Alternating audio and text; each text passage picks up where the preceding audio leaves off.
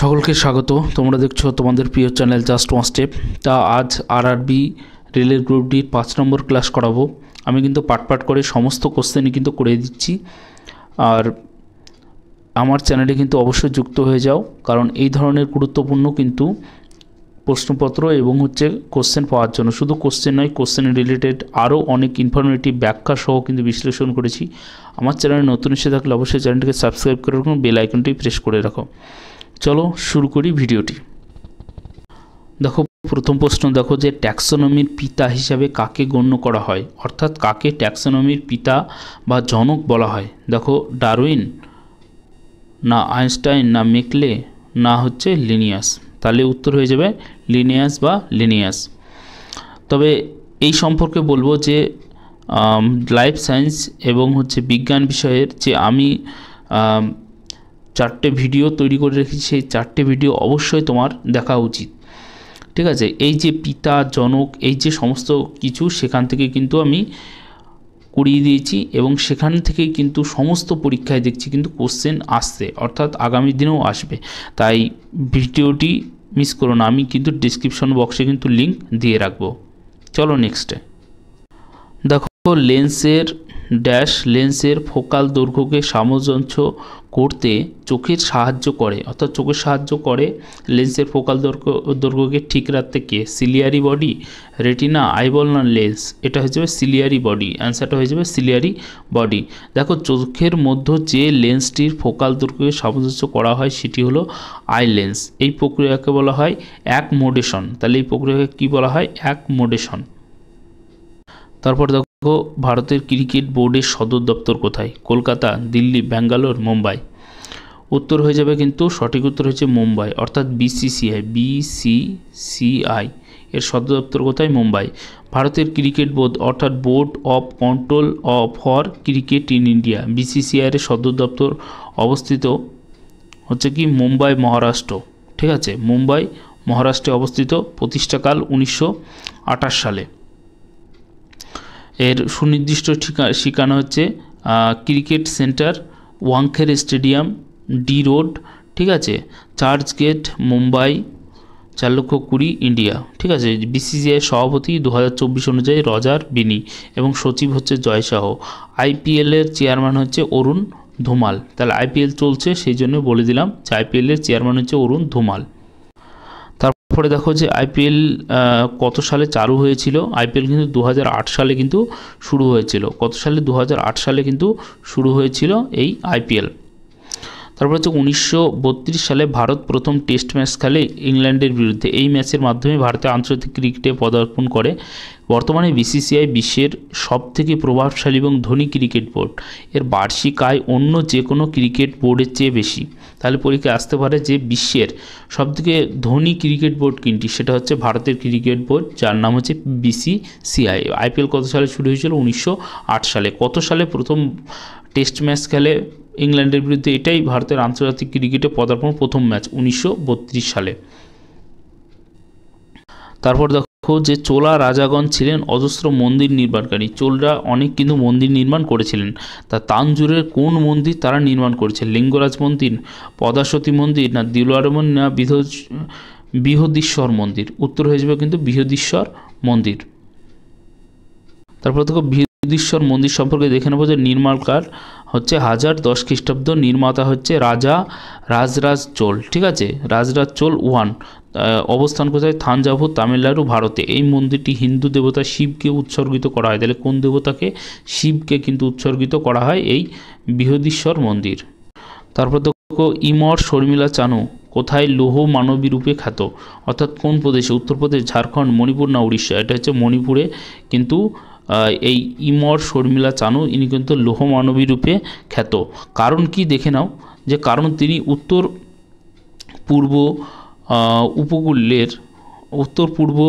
পূর্বাঞ্চলীয় রাজ্য মণিপুরে 2000 সালে AFSPA full form arm force special powers act.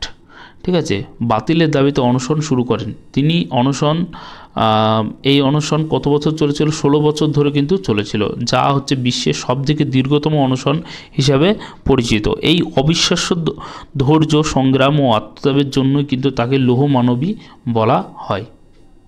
তারপর দেখো একটা পল সায়েন্স থেকে ফিজিক্যাল সায়েন্স থেকে কোশ্চেন এসে যে Al2SO4 হোল 3-তে অক্সিজেনের শতাংশ কত? সেটা হচ্ছে 56.1%। দেখো, আমি যখন এই ধরনের অঙ্কগুলো করাবো তখন তোমাদের কিন্তু সেখানে বিশ্লেষণ করে দেখিয়ে দেবো, ঠিক আছে? তো এখন শুধু অ্যান্সারটাই করে দাও। তারপরে দেখো, পারমাণবিক ব্যাসার্ধ কোন এককে মাপা হয়? ম্যানোমিটার, ন্যানোমিটার, সেন্টিমিটার না মাইক্রোমিটার? এই অপশন অনুযায়ী কিন্তু ন্যানোমিটার, ঠিক আছে। তাছাড়া পারমাণবিক ব্যাসার্ধ মাপা হয় পিকোমিটার এবং হচ্ছে আমস্ট্রংয়ে এককে কিন্তু মাপা হয়। এই দুটো কিন্তু খেয়াল রাখবে, পিকোমিটার এবং হচ্ছে আমস্ট্রং। তারপর দেখো, ড্যাশ হলো সবচেয়ে বড় পরমাণু, এটা হচ্ছে লিথিয়াম, ঠিক আছে, Li। এই অপশন অনুযায়ী কিন্তু লিথিয়াম। কিন্তু সিজিয়াম হচ্ছে Cs হলো সবচেয়ে বড় পরমাণু বিশিষ্ট মৌল। দেখো, সফট ড্রিঙ্কে কি থাকে? Carbonic acid, citric acid, Kamil acid না অক্সালিক অ্যাসিড? এটা হচ্ছে কার্বনিক অ্যাসিড থাকে, কার্বনিক অ্যাসিড থাকে সফট ড্রিঙ্কে।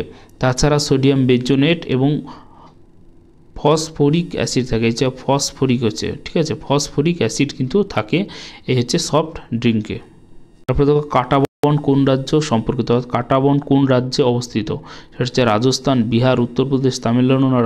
তাহলে উত্তর হয়ে যাবে কিন্তু রাজস্থান, 1 নম্বরটা সঠিক অ্যান্সার।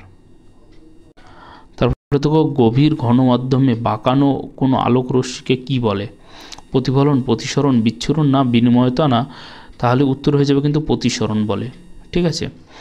দেখো, যখন কোনো আলো এক মাধ্যম থেকে আরেক মাধ্যমে ঘন বা হালকা মাধ্যমে প্রবেশ করে এবং দিক পরিবর্তন করে, তখন সেই বাঁকানো আলো রশ্মিকে বলে প্রবর্তিত রশ্মি। প্রবর্তিত রশ্মি বা যে প্রতিসরণগত হচ্ছে রিফ্লেক্টেড রে। তারপরে দেখো, কপার সালফেট দ্রবণে জিঙ্ক যোগ করা হলে ড্যাশ স্থানযুক্ত হয়? তাহলে কি স্থানযুক্ত হয়? সালফেট, ফসফরাস, তামা, দস্তা? তাহলে উত্তর হয়ে যাবে কিন্তু তামা, হচ্ছে কপার। দেখো, কপার সালফেট দ্রবণে জিঙ্ক যোগ করলে কপার মানে তামা কিন্তু স্থানযুক্ত হয়। তারপরে দেখো, কত সালে শের শাহ বাংলা আক্রমণ করে গিয়াসউদ্দিন শাহকে পরাজিত করেন? 1563, 1520, 1538 না 1525? উত্তর হয়ে যাবে 1538 সালে কিন্তু এই শের শাহ বাংলা আক্রমণ করেন এবং গিয়াসউদ্দিনকে কিন্তু তিনি পরাজিত করেন। দেখো, 1538 সালে তিনি বাংলা আক্রমণ করেন এবং গৌড় হচ্ছে বাংলা রাজধানী তিনি কিন্তু দখল করেন, এই শের শাহ দখল করেন। তারপর দেখো, যে কোন বৈশিষ্ট্যটির জন্য একটি অণুর হ্যালোজেন পরমাণুর দ্বারা ইলেকট্রনকে আকর্ষণ করার ক্ষমতা? ঠিক আছে, কোন বৈশিষ্ট্য দ্বারা? ইলেকট্রোনেগেটিভিটি, ইলেকট্রন আসক্তি, ইলেকট্রন রসায়ন না ইলেকট্রন পজিটিভিটি? ইলেকট্রোনেগেটিভিটির জন্যই কিন্তু এই হ্যালোজেন মৌলগুলি ইলেকট্রনকে আকর্ষণ করার ক্ষমতা রাখে। দেখো, ফ্লোরিন যা সবচেয়ে বেশি ইলেকট্রন গতিশীল মৌল, তাহলে ইলেকট্রন গতিশীল মৌল হচ্ছে সবথেকে বেশি কি হচ্ছে? ফ্লোরিন। তারপর দেখো, একটা ফুল ফর্ম দিচ্ছে ASSOCHAM, এর ফুল ফর্ম কি? এটা হচ্ছে associated chambers of commerce and industry of India. Establish প্রতিষ্ঠিত হয়েছিল কত সালে? 1920 সালে। তারপর দেখো, একটি যৌন ভিত্তিক বংশবিস্তার ঘটে কোথায়? নিম্নবর্গীয় প্রাণী ও উদ্ভিদ, উচ্চবর্গীয় প্রাণী না উদ্ভিদের? এটার উত্তর হয়ে যাবে নিম্নবর্গীয় প্রাণী ও উদ্ভিদের। তারপর দেখো, একটি ড্যাশ তন্তু ত্বকের তলদেশ ও আন্ত অঙ্গের মধ্যবর্তী স্থানে গঠিত হয় কি? অ্যাডিপোস, মাকড়, আন্তঃমেরিয়ান না লাভোস? এটা উত্তর হয়ে যাবে এডিপোস। তারপরে দেখো, একটি পরিপক্ক শুক্রাণু কোথায় গঠিত হয়? নেফ্রনে, কিডনিতে, বৃক্কে না টেস্টিসে? উত্তর হয়ে যাবে টেস্টিসে। একটি পরিপক্ক শুক্রাণু গঠিত হয় অন্ডকোষে সেমিনিফেরাস টিউবুলে বা হচ্ছে টেস্টিসে। এই প্রক্রিয়াকে বলা হয় স্পার্মাটোজেনেসিস। তাহলে এই প্রক্রিয়াকে কী বলা হয়? স্পার্মাটোজেনেসিস। তারপরে দেখো, যেখানে অন্ডকোষে উপস্থিত জামকোষ ধাপে ধাপে বিভাজনের মাধ্যমে পরিপক্ক শুক্রাণুতে কিন্তু রূপান্তরিত হয়। তারপরে দেখো, কোনো বস্তুর মধ্যে কিছু অধিকার করার ক্ষমতাকে, অধিকার মানে কাজ করার ক্ষমতাকে কি বলা হয়? কাজ করার ক্ষমতাকেই বলা হয় কিন্তু শক্তি। জড়তাও বলা হয় না, চাপও বলা হয় না, বলও বলা হয় না, কাজ করার ক্ষমতাকেই বলা হয় কিন্তু শক্তি। তারপরে দেখো, কোন নিষ্ক্রিয় গ্যাস কি পর্যায় সারণীর পর্যায় 4-এ অবস্থিত? তাহলে পর্যায় 4-এ কোন নিষ্ক্রিয় গ্যাসটি অবস্থিত? কেআর মানে ক্রিপ্টন, আরএন, রেনন, এক্সি না এমএন? কেআর হচ্ছে ক্রিপ্টন। ঠিক আছে, পর্যায় সারণী 4 নম্বর নিষ্ক্রিয় গ্যাসকে নোবেল গ্যাস বলা হয়, যার নাম হচ্ছে ক্রিপ্টন। তাহলে দেখো ক্রিপ্টনের বৈশিষ্ট্য, ক্রিপ্টনের প্রতীক কি? ক্রিপ্টনের প্রতীক হচ্ছে কেআর, পারমাণবিক সংখ্যা হচ্ছে 36, এটি গ্যাসীয়, বর্ণহীন এবং গন্ধহীন গ্যাস, নিষ্ক্রিয় কারণ এর বহিঃকক্ষ পূর্ণ ইলেকট্রনে কিন্তু ভরা। তারপরে দেখো পশ্চিমবঙ্গের কয়টি দেশের সাথে সীমানা আছে? কয়টি দেশের সাথে বলেছে, এটা কিন্তু অবশ্যই খেয়াল রাখবে। 4টি, 3টি, 5টি না 2টি? উত্তরে পেয়েছে 4টি, অর্থাৎ 4টি দেশের সাথে সীমানা কিন্তু আছে। এবার 4টি দেশ দেখো কি কি।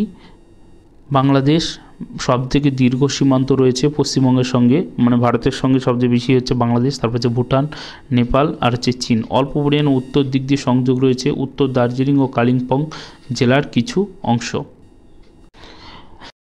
দেখো 1 কিলোওয়াট সমান কত জুল? এটার উত্তর হিসেবে 3.6 × 10⁶ জুল, এটা হচ্ছে এত জুল। তারপরে দেখো কোন গ্যাসটি আলোকিত গ্যাস হিসেবে ব্যবহৃত হয়? আর্গন, নিয়ন, নাইট্রোজেন না প্রোপেন? তাহলে প্রোপেন কিন্তু আলোকিত গ্যাস হিসেবে ব্যবহৃত হয়। আরেকটা আলোকিত গ্যাস হিসেবে ব্যবহৃত করা হয়, সেটা হচ্ছে অ্যাসিটিলিন।